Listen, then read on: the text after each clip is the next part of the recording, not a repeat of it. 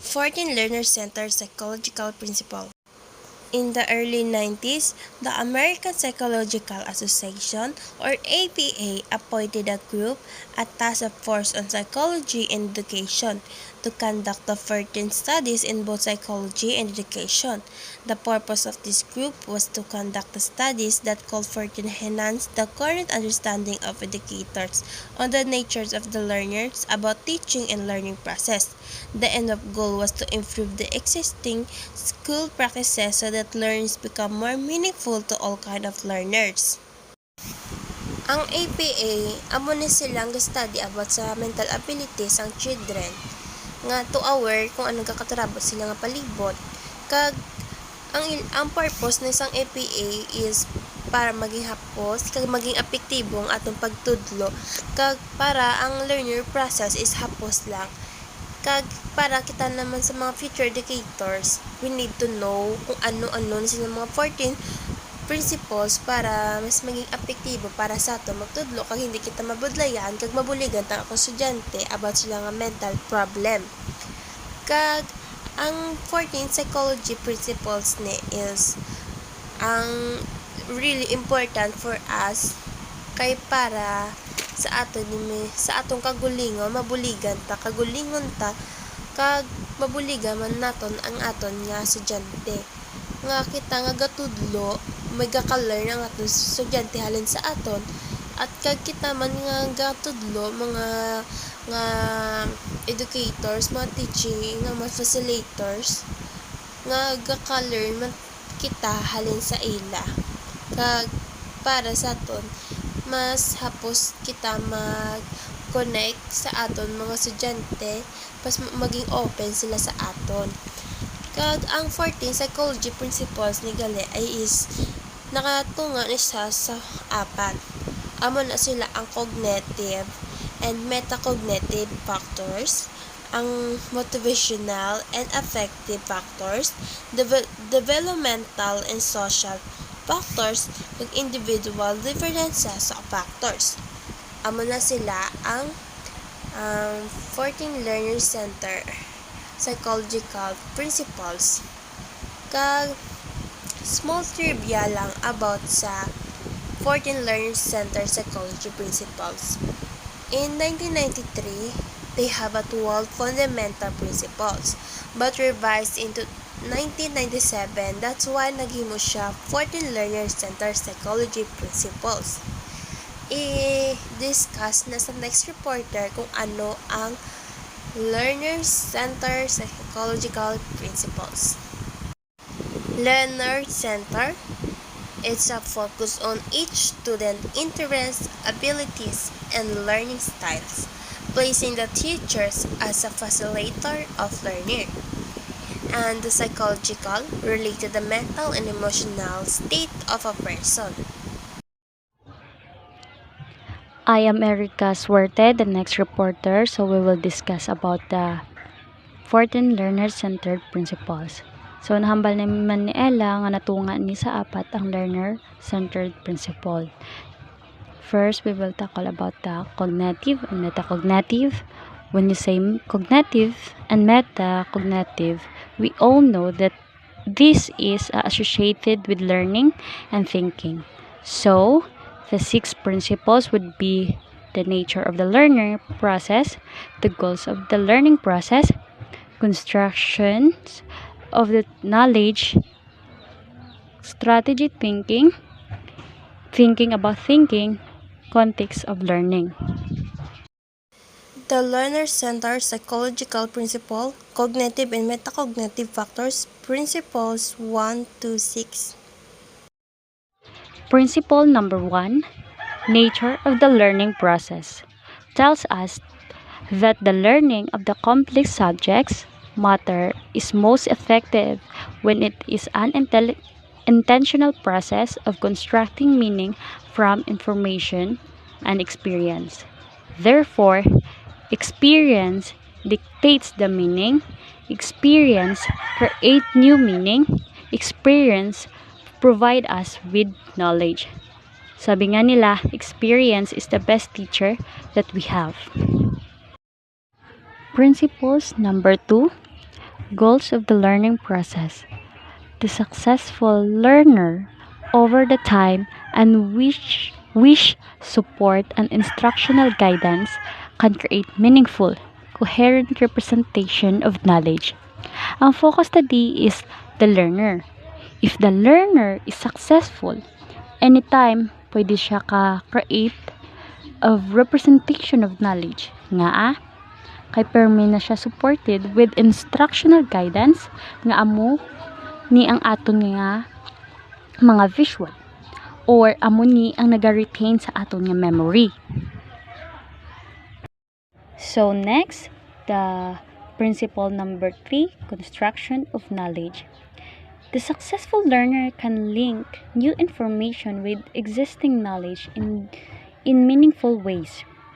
Just look at the word existing knowledge. When you say that, we talk about the stock knowledge. We talk about schema. Ginhambal na di nga ang mga tao no can store knowledge or information sa atong brain. We like SD card nga makastore kita sa information nga ma-access talang dayon.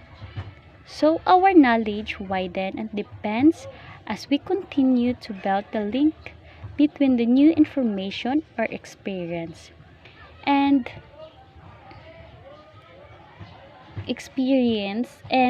the existing nga ara sa aton nga brain. So new information plus the existing which is stored in your brain, so it means you are really to construct new knowledge. So the principles number 4 is strategic thinking. The successful learner can create and use a repertoire of thinking and reasoning strategies to achieve complex learning goals.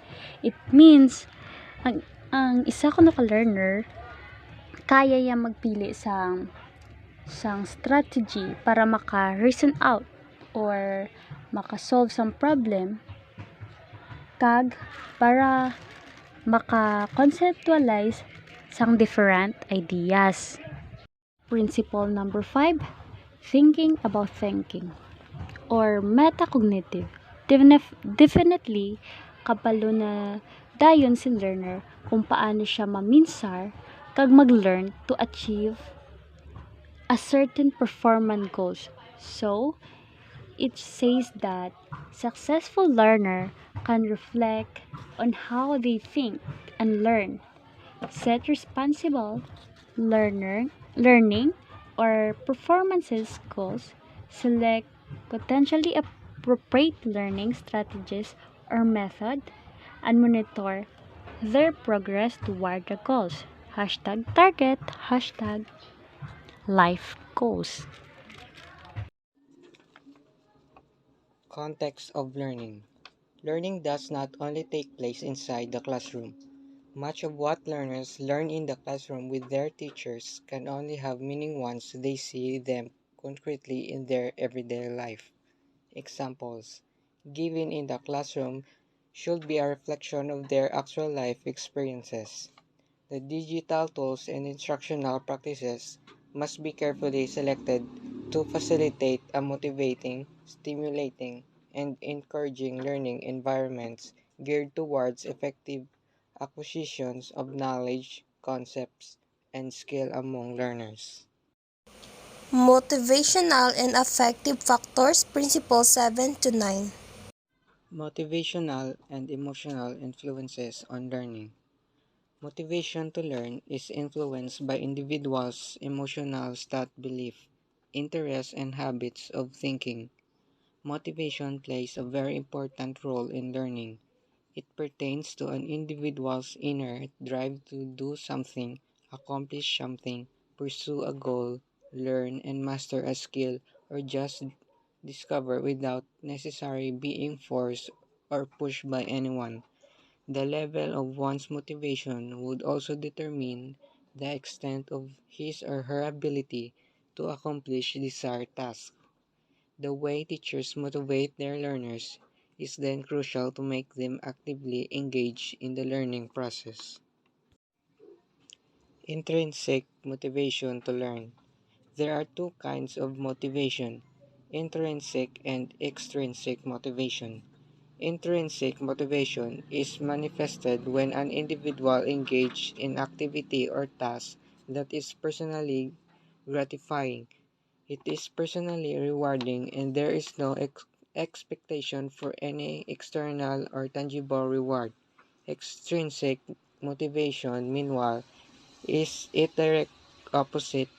A person engaged in a task or activity to earn external rewards or to avoid punishment in some situations. Intrinsic motivation is stimulated by tasks of optimal novelty and difficulty, relevant to personal interests and providing for personal choice and control. Effects of motivation on effort. The learner's motivation to learn is also partnered by their extended efforts. Teachers facilitate learning opportunities and experiences that encourage learners to exert time and effort and at the same time commitment and enthusiasm toward a task they have to do and a concept they have to learn. It is through the teacher's encouragement that they will have to do tasks with quality and not just for compliance's sake. Developmental and social factors, Principle 10 to 11. Developmental influence on learning. Learning is the most effective when differential development within across physical, intellectual, emotional, and social domains is taken into account. Knowledge on the physical, intellectual, emotional, and social domains of learners is an excellent springboard for planning learning activities, materials, and assessment. Often, some learners are not learning well because there is a mismatch between the learning activity and the learner's developmental stage. So, Principle 11, Social Influence on Learning. Learning is influenced by social interactions, interpersonal relations, and communication with others. So, for me, is refers to the impact how you influenced by social interactions sa mga tao or just like how you react with them towards sa mga attitudes nila and behaviors. It also can occur through observing and imitating others, receiving feedback and guidance from peers or instructors. So, for example, ara ba lang ga-observe ka sa mga tao towards sa mga actions kag mga behaviors manila kag paano mo bala ma-influence ang mga tao through interaction. Individual differences factors, Principles 11 to 14. So, Principle 12, Individual Differences in Learning. Learners have different strategies, approaches, and capabilities for learning that are a function of prior experience and heredity. So, individual differences in learning. So, individual differences naman niya is refers naman ni sayas kung paano ma-acquire sang mga tao ang inang informations and skills to approaches kag ma-retain nila. For me it also can be influenced by many factors such as personality traits and learning styles. Understanding individual differences in learning can help educators customizing instructional strategies and interventions to meet diverse needs of learners.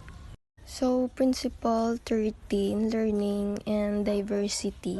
Learning is most effective when differences in learners' linguistic, cultural, and social backgrounds are taken into account.